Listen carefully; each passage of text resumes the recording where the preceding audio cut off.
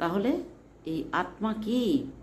যে জল ভেজাতে পারছে না, আগুন তাকে পোড়াতে পারছে না, বাতাস শুকাইতে পারছে না, তাহলে এই আত্মাটা এমনই একটা জিনিস যে এর জন্ম নাই, মৃত্যু নাই। তাহলে কিসের এত অহংকার, কিসের এত গর্ব? এই আত্মা, এই শরীর নিয়ে এত গর্ব, এই শরীরের জন্য এত ভরণ পোষণ, এত নতুন নতুন বস্ত্র পরিধান মা।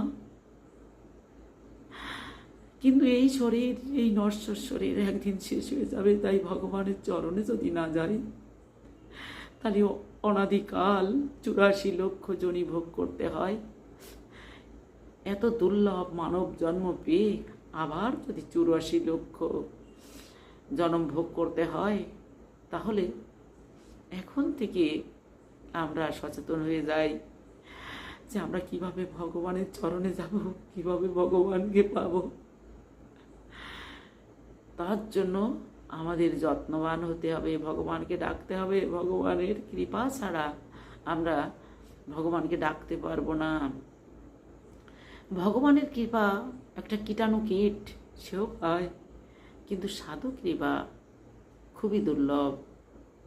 তাই সাধু কৃপা পেতে গেলে ভগবানের কৃপাও লাগবে, কারণ সাধুর হৃদয়ে ভগবান বাস করেন।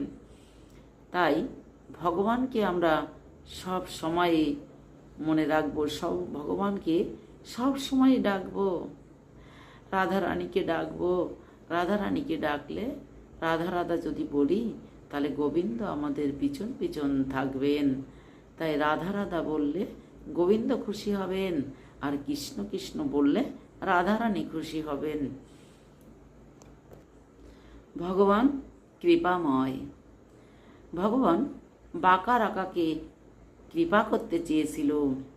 বাঁকা রাকা দুজনে স্বামী স্ত্রী, বাঁকা স্বামী আর রাকা স্ত্রী।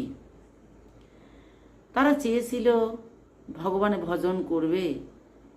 তাই বন থেকে কাঠ কেটে এনে সেই কাঠ বাজারে বিক্রি করে যা কিছু পেত সেটা দিয়ে বাজার করে ভগবানের সেবা লাগাতো। এত কষ্ট করে। তাই নারদ মুনি একদিন বললেন, হে ভগবান, তুমি কেন বাঁকা রাগাকে এত কষ্ট দিচ্ছ? ওদের তো একটু ধন সম্পদ দিতে পারো।